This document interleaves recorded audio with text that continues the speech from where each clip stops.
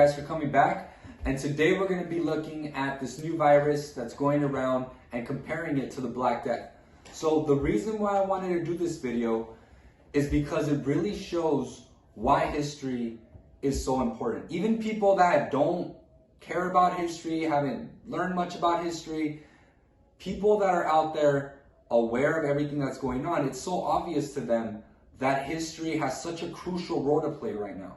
Right? One of my cousins, Argenis, he was asking me or telling me that maybe I should make a video on this subject because of how relevant this is right now. Right? We need to look at the past to see if there's ever been anything like this before, and short answer is definitely. So I want to compare the new disease to the Black Death, which is probably or is the most deadly disease ever in world history. So again, it shows, by doing this, it really shows how relevant history is, how history plays a role in our everyday lives.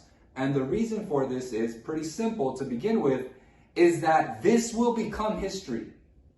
This pandemic, with everything that's going on right now, this will be a part of history for you guys. This will be your September 11th, just like for me when I was growing up, when I was in 6th grade is when we had September 11th, the terrorist attack happened. And that, looking back at my life, was probably the biggest, most important event in terms of history that happened in my lifetime. It's the thing that will be written down in history books for years to come. This situation is something similar. It is something impactful, something that you will never forget, and something that will have a big impact on our lives today and in the future. So history also is important because it gives us perspective. It allows us to compare what's going on today with with stuff that's happened in the past. And that's why it really shows, again, this situation, why history is so important. A lot of people have been saying, this has never happened before, we don't know what's going on. Yes, it has definitely happened before. Okay? We've had the Spanish flu that killed millions of people. We've had outbreaks of cholera all the time. And of course, we've had the Black Death.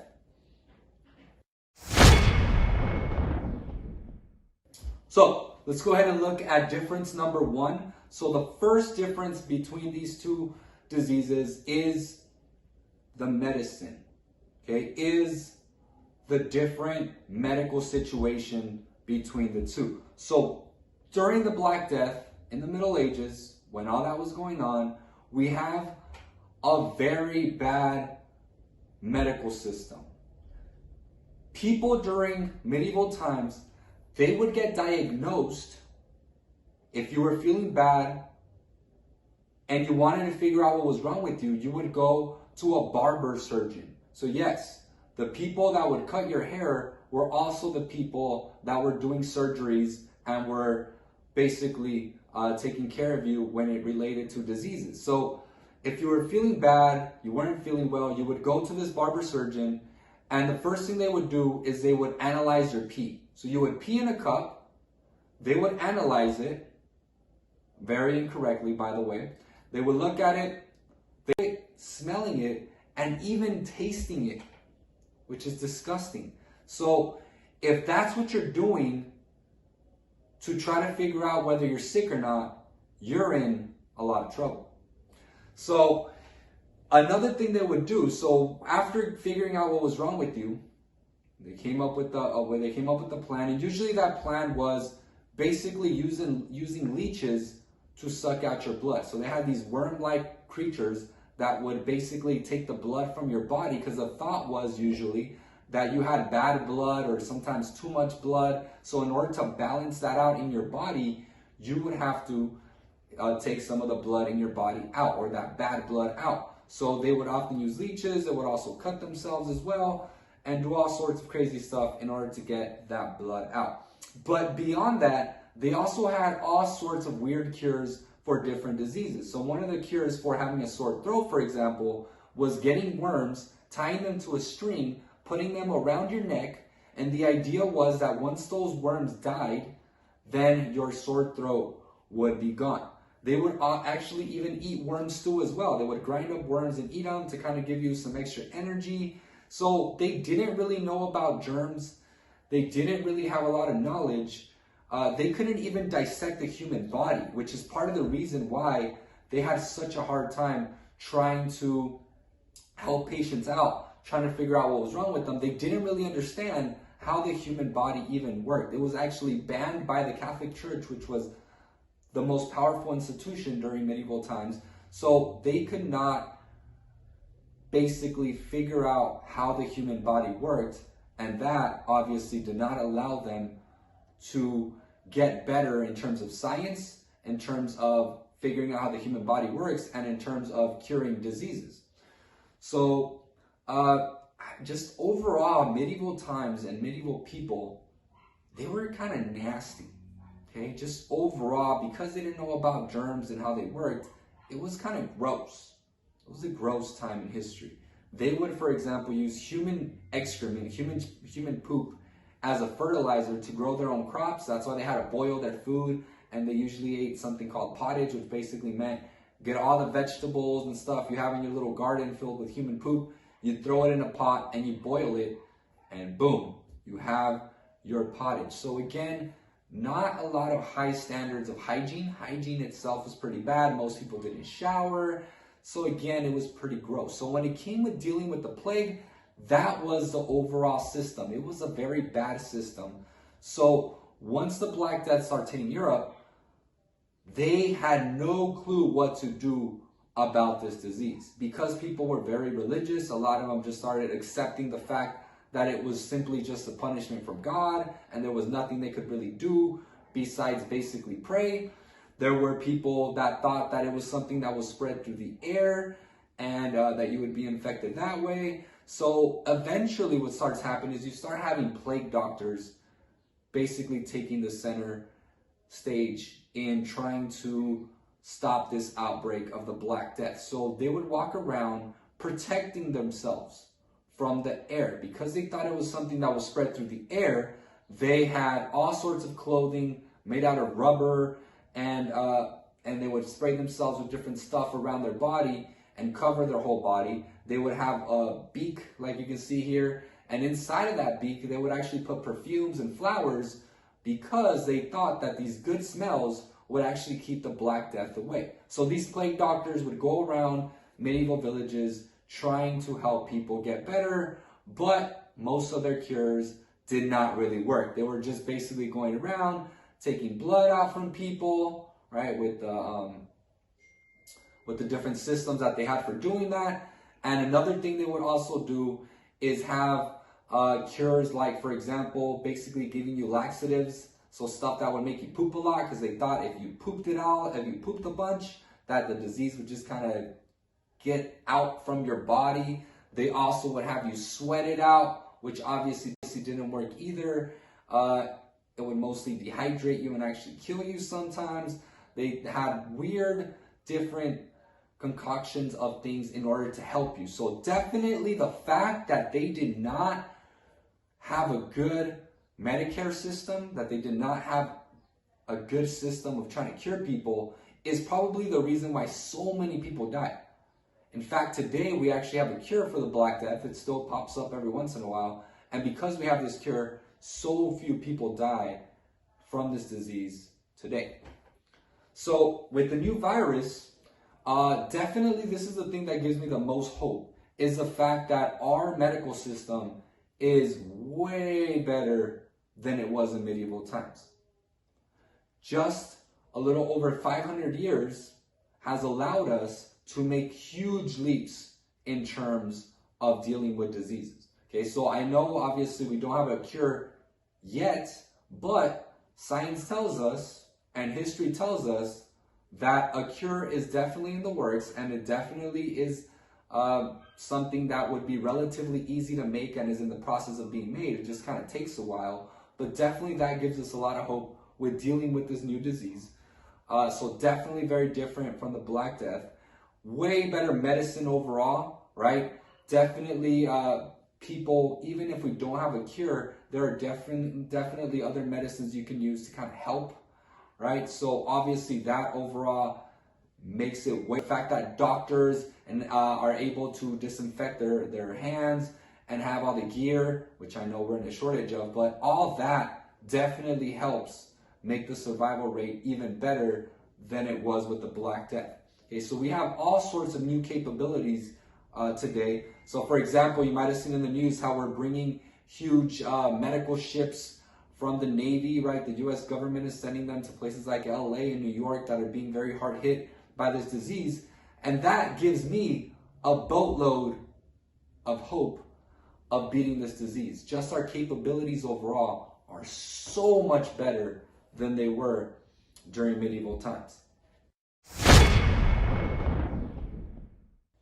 All right, so the second difference here is just the death, okay? Just the amount of death overall is very, very different, okay? So with the Black Death, you have ships that started coming from Asia. They had something called the Yersinia pestis, which was basically a disease that was carried on the fleas, right? So there were fleas, and the way it infected the fleas was pretty interesting. So this disease would basically attach to the fleas and it blocked their stomachs. So it was starving these fleas to death, which basically led them to aggressive feeding behavior. So they're going around just trying to eat whatever they could because they're starving to death because their stomach is blocked. And basically they also tried to throw up. So they would regurgitate the stuff that was inside of their stomach. So these fleas were just throwing up everywhere as they were starving to death. So this resulted in them basically infecting the host, which were usually rats. So these fleas were usually on the rats, so they would give the disease to the rats. And then usually these fleas would then attack the human bodies of the people and they would infect them. So when the when the people got the Black Death, they would develop these black buboes, as they were called, which are kind of like big pimples filled with black pus. And basically, that was a sign, along with the high fever, that you were infected. So this horrible disease basically killed 50 million people, so 60% of all of Europe. So that was a lot of people. Okay, more than half of the people in Europe died because of this disease. And there was only a 50% chance of you surviving this disease if you got infected. There were so many dead people that you literally could not bury them all. People had to go around from house to house picking up the dead people every single day, and basically they were not given funerals or burials at all. They were just dragged off and thrown into a huge pit, a huge hole, where they had mass graves. So again, the amount of death, the scope of the death was just immense. It was really like nothing really comes close to this in terms of just the magnitude of the situation. So with the new virus, I definitely don't want to comment a lot on it because it's still something that's very much happening today. The death rates so far, compared to the Black Death, are definitely way, way less. Okay, so again, that gives me hope because just in terms of the scale, the Black Death miles away from the situation going on right now. All right, so similarity number one, okay, so one of the things that they have that was similar is the scapegoating that was going on. Okay, so during the Black Death, again, because they didn't understand germs, they didn't understand viruses, they didn't understand diseases, they basically were looking for someone to blame. And as often has happened in European history, they pointed to the Jews as the ones responsible for this disease. They believed, incorrectly, of course, that the Jews were actually going around poisoning wells on purpose to kill off the European Christians. Again, because they were quote-unquote different than medieval European Christians, they kind of started blaming them. And it was horrible what happened. They would go around and just start massacring Jews all over Europe, again, because they thought the Jews were the ones responsible. So you always look for a scapegoat. You always look for someone to blame when a disease like this starts happening, especially when you have a lack of education and understanding of what's actually going on. So this definitely was a huge problem during the Black Death. So with the new disease today, you're starting to see some of that, unfortunately. Okay, there is now being a blame game towards the Chinese, towards Chinese Americans. In fact, according to NBC, there's been at least 650 racist acts against Asian Americans that were reported online as of today. And of course, this is only looking at reported cases. So again, always looking for someone to blame. Always, it kind of is the way to kind of cope with this stuff that, oh my gosh, this is definitely someone's fault. Like, whose fault is this? Who is responsible for this happening? And it just so happens that this disease started in China. So what are people doing? They're saying, oh, it's their fault. They're the ones that did this to us. But of course, that is extremely incorrect. This is just a virus. The virus knows no race, no gender. It just is literally just trying to live. And by doing that, it is killing and infecting a lot of people worldwide. All right, so similarity number 2 is the way that we dealt with it by making quarantines. Okay, so during medieval times, during the Black Death, they came up with this system of quarantine. It's actually probably the origin of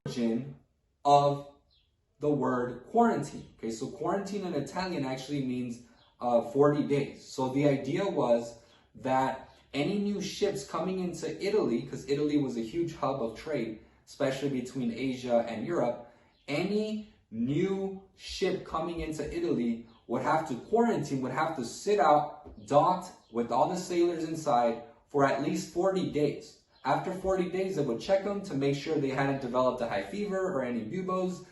And then they would be, if they didn't, then they would be allowed to basically trade and to land in Italy, right? So again, that's the origin word for, or the origin story for the word quarantine. So another thing that they did is actually similar to what's going on right now, which is quarantine them in their homes. So people would go around and put a red cross on any house that was known to be infected with the Black Death, and that way people would be kept out of those houses. That way people wouldn't go inside and possibly get infected themselves. So all sorts of people were affected during the Black Death, which is actually another similarity. Okay, so kings, peasants, nobles, priests died of the Black Death. Men, women, children, everyone was affected. Just like today with this new virus, right? You see celebrities getting infected. You see the Prime Minister of England getting infected. You have the Prime Minister of Canada's wife being infected. All sorts of leaders and important people being infected, as well as everyone else, right? Viruses, again, do not discriminate. They will attack anyone and everyone that they can. So during the Black Death, because of all this, because of this mass spread of the disease, you even had parents abandoning their own children.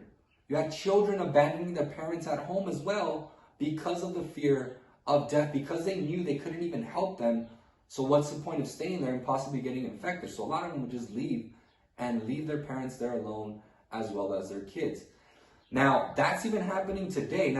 Now it's more of being forced into that, right? Parents having to separate from family members in order to not, give them the disease. So again, very similar development there. The clergy during the Black Death, I already mentioned how in medieval times the Catholic Church was such a powerful institution. A lot of people looked to the church for guidance and for help. But during the Black Death, the priests abandoned their followers. Okay? They didn't give them their last rites. They weren't there to pray for them. They just kind of left because they were so scared for their own lives as well. So again, it really developed into a very scary situation. But again, there was some similarity there between the Black Death and the new disease because of the quarantine, right? Of course, today, we're also doing quarantines. We have people being told in most of the country to stay home, okay? And of course, everything outside is being closed down. We have Disneyland closed down, the movies, restaurants, basically everything besides grocery stores, right? Which nowadays, that's kind of what I look forward to. I look forward to going to the grocery store just to get out of the house, right? I see people parking outside of the parks, not to go into the park, but to just basically sit there and see some, I don't know, something new to see, right? Because they're so bored and tired of being at home. So, school's likely to be closed for the rest of the year as well. So again, this is very similar to what was going on with the Black Death, this idea of quarantine, of staying away from other people to try to help fight this disease. All right, so I just want to talk about the aftermath. So the results of this. So the result of the Black Death was tremendous. It actually led to a new age called the Renaissance. It led to the end of feudalism, which was the system in which medieval Europe was based on for hundreds of years, where you had kings basically being in charge of a whole kingdom. You had nobles that would help them out. Then you had the knights who were the protectors. And at the very bottom, you had the peasants that basically did all the work and grew all the food for everyone. Now, with the Black Death, because it killed so many people, basically, peasants started realizing that now, all of a sudden, they're much more valuable because there's not a lot of peasants around. So they started demanding to get paid. And they started demanding for their wages to increase, right? It would be like if today, half of all the boys were suddenly gone. That would change a lot of dynamics, right? Now boys would be seen as more valuable, I guess you can say, because of the fact that there's so few of them left. So now maybe the girls would be treating the boys very nicely. Maybe if they're older and they're going on a date, maybe the girls would pay now, right? Maybe the boys would be the ones receiving flowers because of this dynamic in change. So that's basically what happened during or after the Black Death, because of the fact that so many people had died, and so many peasants especially, that they were now suddenly valuable. And they looked for something new, new ideas, a new way of doing things, which led to, again, a new age called the Renaissance, which in comparison to medieval times was way better. So that's definitely, in a weird way, something positive that came out of the Black Death. So with this new disease, hopefully what can be a result of this, instead of fighting over toilet paper, for example, instead of always bickering about our political differences, maybe we can be a little bit more united. Maybe we can learn that we need each other, that we need to rely on each other, because that's what they keep telling us, right? Especially younger people that aren't being as affected, even though now there's new research that shows we are, that we need to do our part to help save other people. That maybe you might have the disease without even knowing it, but by you staying inside your home, you won't affect other people. It really shows us that as a civilization, as a country, as a world even, we really need each other. That we need to not be selfish, that if you don't care about this disease or you're not scared of it, that at least you stay home for other people so you won't be someone transmitting that disease to others, right? So definitely, hopefully, there's a lot of positive to come out of this, even though, of course, there will be a lot of negative stuff. But again, it's always important to also look at the bright side. The Black Death ushered in a new age called the Renaissance, a better age. So maybe with this pandemic, with everything going on, maybe it leads us to be more united. And again, it shows us that we can learn from the past. Well, that's the end of the video. So thank you guys for watching, and I'll see you next time.